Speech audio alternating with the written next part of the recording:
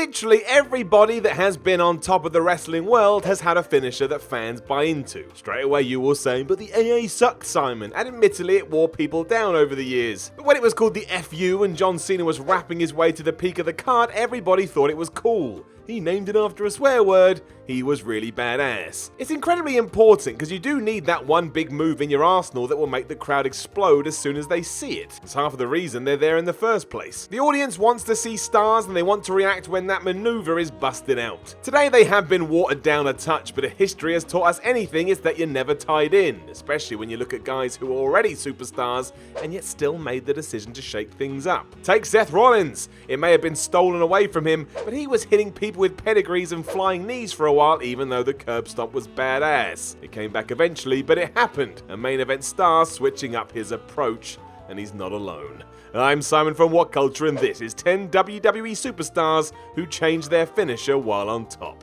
Number 10, Seth Rollins. We teased him just then, so let's get into the nitty gritty so you have the knowledge for the rest of time. But after getting the curb stomp over, mostly because it looked so devastating, Seth Rollins was suddenly using the pedigree to finish off guys, and it was weird. He was associated with Triple H, but that's one of the worst things you can do, even more so as that move was synonymous with the game. It's why you don't see many rock bottoms ending matches these days. It evokes too many emotions. But with the vision of children starting to do it to one another and the fact it was called the curb stomp, which does conjure up some hideous images, Vince McMahon shelved it and Rollins had to come up with something new. When his feud with Triple H was done, he tried a knee version of the Rainmaker, but given that didn't even get a name for about 4 months, there was a feeling it wasn't resonating with an audience. There must have been some truth in that because from nowhere he was back doing his old move, although now it was just called the Stomp. Got rid of that pesky curb. It was the right decision though. Rollins hits it wonderfully and to date, as far as we know, has never actually injured anybody with it. Number 9, Wade Barrett. You can argue that WWE never allowed Wade Barrett to be on top for many reasons we've chatted about before, but the Englishman always did best with what he had. The only real plan that was ever too much for him was that King of the Ring victory, but screw that,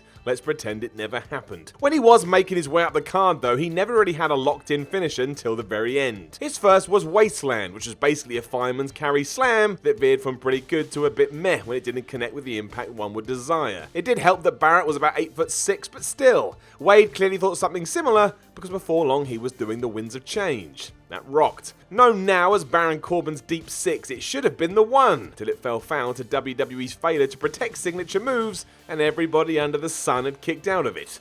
I think I kicked out of it once. It was then when he shifted to the bullhammer elbow and that really worked. Hard hitting and boasting the benefit of being able to smash it out of nowhere. It started to gain momentum until it was just cruelly stopped in its tracks. The irony there hurts my brain because it basically serves up Wade's entire WWE run. You get into your groove and then have the rug pulled out from under you.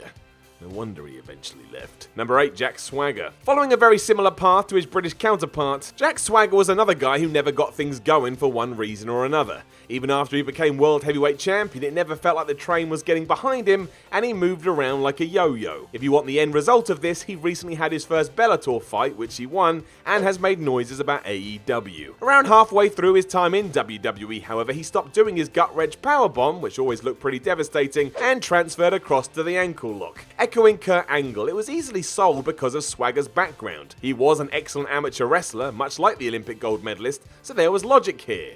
We like logic, keeps the eyes happy. It was solid for a while too, as fans bought it as a legit finish, and it should have cemented Swagger's role, but it didn't. After splitting from Cesaro and Seb Coulter, it was back down the card for the American until he left. Of course. Number 7, Dean Ambrose. Given how the DDT was ruined over the years as it became just another move, it was refreshing to see Dean Ambrose busting out the dirty deeds as his match-ending ace in the hole. He even went for the doubled arm version just to give it something extra. Given we hadn't really seen that as part of someone's day-to-day routine since Mick Foley, it was nice to have it back, especially as even now it's still protected. Not many people kick out. Oddly, there was a slight change with it as Ambrose transitioned from third member of the Shield to a superstar in his own right. When he first started teaming with Roman Reigns and Seth Rollins, he was just smashing fools with the usual version. So when you get your opponent in a reverse headlock and then drive their head into the floor. It still looked good, but the simple art of hooking the arms gave it some extra zing.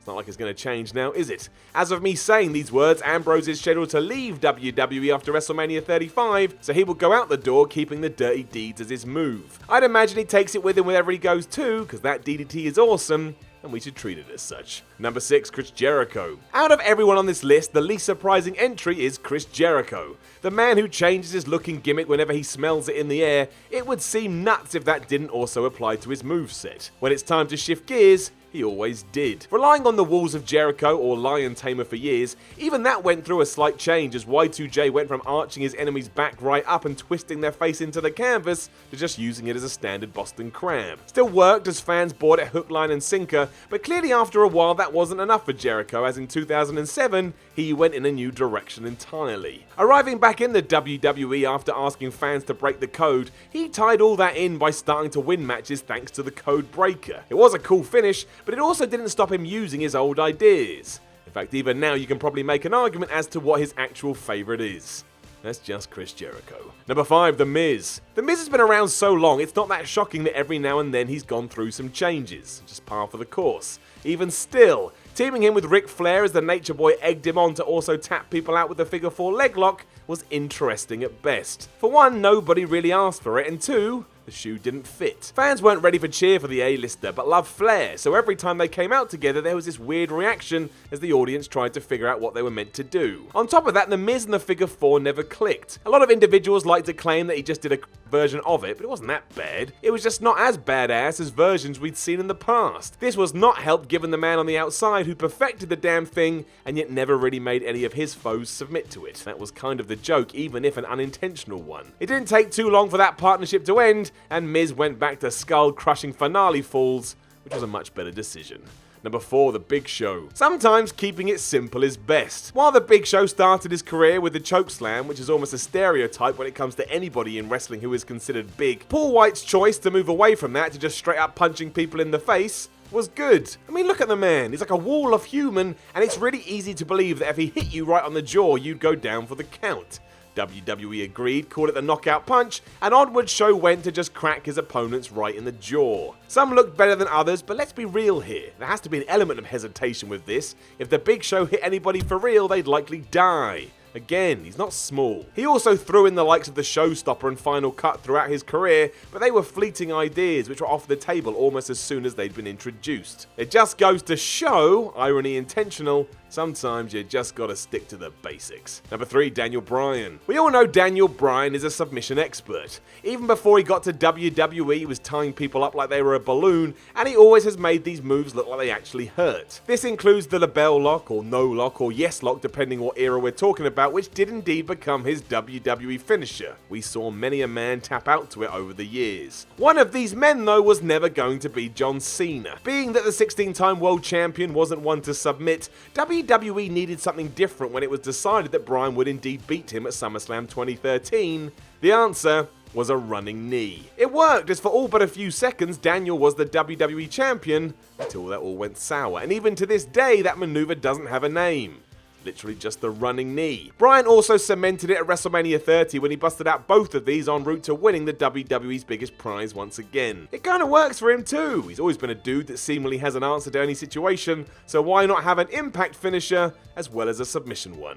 Exactly. Number 2, The Undertaker. Even though we're almost 20 years removed from when The Undertaker returned as the American Badass, I'm still not over it. I know there's loads of you out there that loved it, but as my studies have shown, that's usually if this version is the first one you're exposed to. So let's just agree to accept each other's opinions and move forward. When this did happen though, the character shift was going to have to be accompanied by a new moveset because he was no longer the dead man. Things like the tombstone were going to have to go through somewhat of an evolution period, and they did. Out that went, and in came the last ride, or a massive powerbomb that saw Taker's rivals almost hit their head on a ceiling. That lasted for around 3 years until the Phenom returned to his former character and started to bring back all his classics to boot. We still do call the walk along the top rope old school, which irks me, but whatever. It's The Undertaker, he can do whatever he wants. You can even book him now through his social media channels, and rumours are he costs $25,000 an hour.